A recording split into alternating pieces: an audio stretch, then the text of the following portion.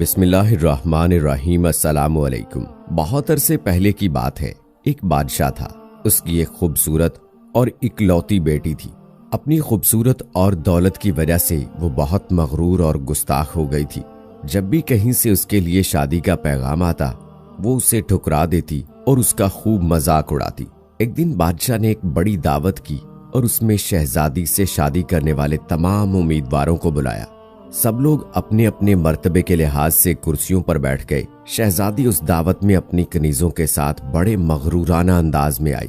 وہ جس امیدوار کے پاس سے گزرتی اس کو بڑی حقارت سے دیکھتی۔ جب وہ ایک شہزادے کے پاس پہنچی جو بہت موٹا تھا تو اس نے اپنی کنیزوں سے ہنستے ہوئے کہا، یہ تو گول ٹب ہے۔ دوسرے امیدوار کو دیکھ کر اس نے کہا، کیسا کھمبے کی طرح لگتا ہے۔ ایک شہزادہ بہت چھوٹا لگا تو اس نے کہا، ذرا چھوٹو موٹو کو دیکھو۔ ایک نواب بہت گورا تھا، شہزادی نے اس کو سفید چوہا کہا۔ ایک امیر کا رنگ سرخ تھا، اس نے اسے مرغ کی کلگی کہہ کر پکارا۔ اس طرح وہ ہر امیدوار کی بے عزتی کرتی رہی، لیکن وہ ایک بادشاہ کو دیکھ کر تو بہت ہنسی کیونکہ اس کی داڑھی تھی۔ اس نے مذاق اڑاتے ہوئے کہا، ذرا اسے دیکھو، اس نے چہرے پر کیسی جھاڑ پھوس اگا رکھی ہے۔ بادشاہ نے جب دیکھا کہ اس کی بیٹی نے مہمانوں کی بہت بے عزتی کی ہے تو اسے بہت غصہ آیا۔ اس نے بھرے دربار میں یہ اعلان کیا کہ شہزادی پسند کرے یا نہ کرے، مگر اب میں اس کی شادی کسی فقیر سے کروں گا۔ اس اعلان کے بعد تمام لوگ چلے گئے۔ کچھ ہی دیر بعد ایک آوارہ گرد گویا آیا جو گلی کوچوں میں گھوم کر گانا گایا کرتا تھا۔ اس نے شاہی محل کے نیچے کھڑکی کے قریب کھڑے ہو کر گانا گانا شروع کر دیا۔ بادشاہ نے اس کی آواز سنی تو ایک خادم کو حکم دیا کہ اس فقیر کو اندر بلا لاؤ۔ خادم پھٹے پرانے کپڑوں والے فقیر کو لے آیا۔ اس فقیر گویے نے بادشاہ اور شہزادی کے سامنے بہت اچھا گانا گایا اور بادشاہ سے انعام مانگا۔ بادشاہ نے کہا، تم نے بہت اچھا گانا سنایا ہے، میں تمہیں بہت اچھا انعام دوں گا۔ میں اپنی بیٹی کی شادی تم سے کروں گا۔ جب شہزادی نے یہ سنا تو وہ بدحواس ہو گئی۔ وہ بہت روئی پیٹی، مگر بادشاہ نے اس کی ایک نہ سنی۔ بادشاہ نے اسے ڈانٹتے ہوئے کہا، میں نے مہمانوں کے سامنے قسم کھائی تھی کہ تمہاری شادی کسی فقیر سے کروں گا، اب میں وہ قسم پوری کروں گا۔ یہ کہہ کر بادشاہ نے قاضی کو بلایا اور مغرور شہزادی کی شادی آوارہ گرد گویے کے ساتھ کرا دی اور پھر حکم دیا کہ تم اپنے شوہر کے ساتھ جانے کی تیاری کرو۔ شہزادی روتی پیٹتی فقیر کے ساتھ چل دی۔ راستے میں وہ ایک شکارگاہ سے گزرے۔ اتنی بڑی شکارگاہ کو دیکھ کر وہ حیران رہ گئی۔ اس نے فقیر سے پوچھا، یہ شکارگاہ کس کی ہے؟ میں نے سنا ہے کہ تم نے ایک داڑھی والے بادشاہ کا مذاق اڑایا تھا۔ یہ شکارگاہ اسی کی ہے، اگر تم اس سے شادی کر لیتی تو یہ تمہاری ملکیت ہو جاتی۔ فقیر نے جواب دیا، میں نے کیا کیا؟ اس نے ٹھنڈی سانس لے کر کہا۔ اس کے بعد وہ خوبصورت باغوں میں پہنچے۔ ان کو دیکھ کر شہزادی نے پھر پوچھا، یہ کس کے ہیں؟ یہ باغ بھی اسی داڑھی والے کے ہیں، فقیر نے آہستہ سے کہا۔ شہزادی نے افسوس بھرے لہجے میں کہا، میں بھی کتنی بد نصیب ہوں۔ پھر وہ ایک بڑے عظیم و شان شہر میں داخل ہوئے۔ اتنا بڑا اور خوبصورت شہر دیکھ کر شہزادی حیران رہ گئی۔ اس نے پوچھا، اس شہر کا مالک کون ہے؟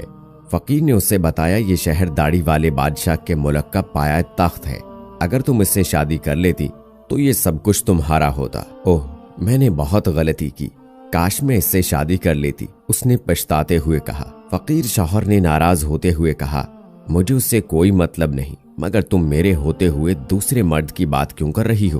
کیا مجھ میں کوئی کمی ہے؟ اس طرح کی باتیں کرتے ہوئے وہ ایک چھوٹی سی جھونپڑی کے قریب پہنچے۔ کیسی بدنما اور چھوٹی سی جھونپڑی ہے، یہ کس کی ہے؟ شہزادی نے پوچھا۔ یہ میرا گھر ہے اور یہی وہ جگہ ہے جہاں ہمیں زندگی گزارنی ہے۔ تمہارے نوکر کہاں ہیں؟ ہمیں نوکروں سے کیا کام؟ تم ہر کام کر سکتی ہو۔ اب آگ جلاؤ اور میرے لیے کھانا پکاؤ، میں تھک گیا ہوں، فقیر نے کہا۔ چونکہ شہزادی کو کھانا پکانا نہ آتا تھا، اس لیے فقیر نے اس کی مدد کی اور کچھ دیر بعد انہوں نے الٹا سیدھا کھانا پکا کر کھا لیا اور سو گئے۔ دوسری صبح فقیر نے اسے جگایا اور گھر صاف کرنے اور دوسرے کام کرنے کو کہا۔ شہزادی تمام دن کام کرتی رہی، اوپر سے جلی کٹی باتیں بھی سنتی، مگر صبر کے سوا کوئی چارہ نہ تھا۔ اسی طرح انہوں نے کچھ دن گزارے۔ پھر ایسا وقت آیا کہ ان کے پاس کھانے تک کے لیے کچھ نہ رہا۔ ایک دن فقیر نے کہا، میں نے جو کچھ کمایا تھا خرچ ہو گیا، اب تمہاری کمانے کی باری ہے۔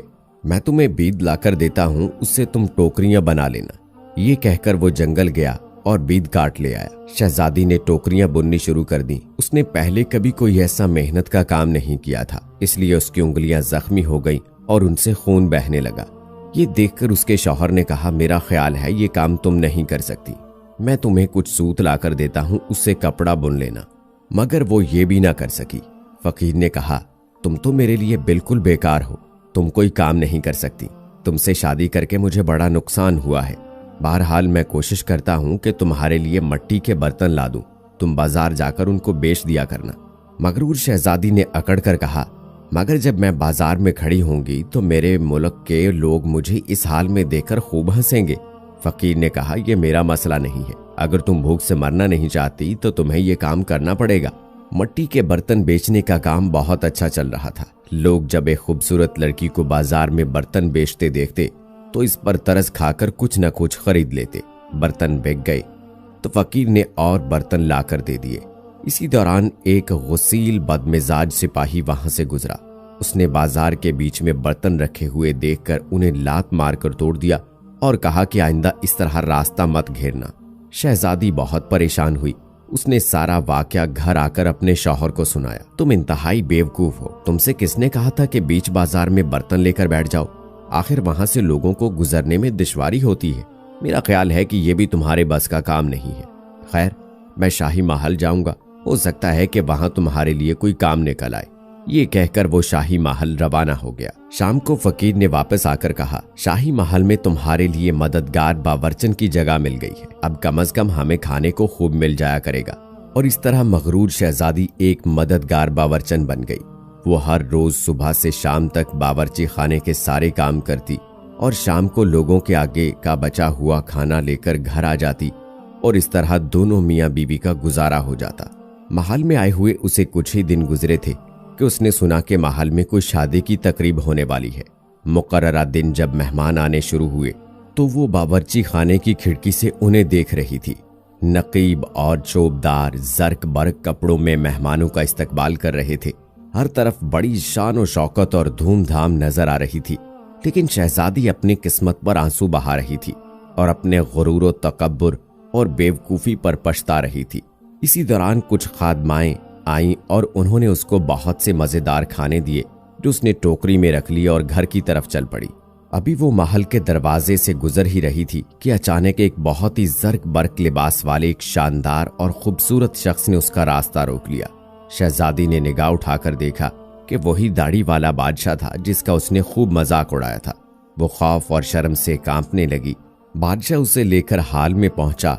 इतने सारे लोगों को देखकर उसे अपने ऊपर काबू न रहा और घबराहट में टोकरी उसके हाथ से गिर गई और उसमें से खाना निकलकर चारों तरफ बिखर गया। तमाम दरबारी हंसने लगे। शहजादी का ये हाल था कि किसी तरह जमीन फट जाती तो वो उसमें समा जाती। उसने झटके से अपना हाथ छुड़ा लिया और भागना चाहती थी कि बादशाह ने लपक कर उसे दोबारा पकड़ लिया और बड़ी नरमी से बोला, डरो मत, क्या तुम मुझे नहीं पहचानती? मैं वही आवारा गिर्द गवैया हूँ जो तुम्हारे साथ झोंपड़ी में रहता है। मैं वही सिपाही हूँ जिसने तुम्हारे बर्तन तोड़े थे। ये सब कुछ मैंने इसलिए किया था कि मैं तुम्हें पसंद करता था और तुमसे शादी करना चाहता था। अब तुम्हारे गुरूर का इलाज हो चुका है और तुम्हें अच्छा सबक मिल गया है। पिछली बातों को भूल जाओ। देखो, आज हमारी शादी की तकरीब हो रही है। उसी वक्त कनीज़ें आईं और उसे अपने साथ ले गईं। शहजादी को नहला धुला कर दुल्हन का लिबास पहनाया गया। जब वो दोबारा हाल में आई तो देखा कि उसके वालिदैन, उसके तमाम दरबारी भी वहां जमा हैं। सब लोगों ने उसे मुबारकबाद दी। अब शहजादी बिल्कुल बदल चुकी थी। उसका गुरूर, अकड़ और दूसरों से नफरत खत्म हो चुकी थी। उसने जिंदा रहने का ढंग सीख लिया था।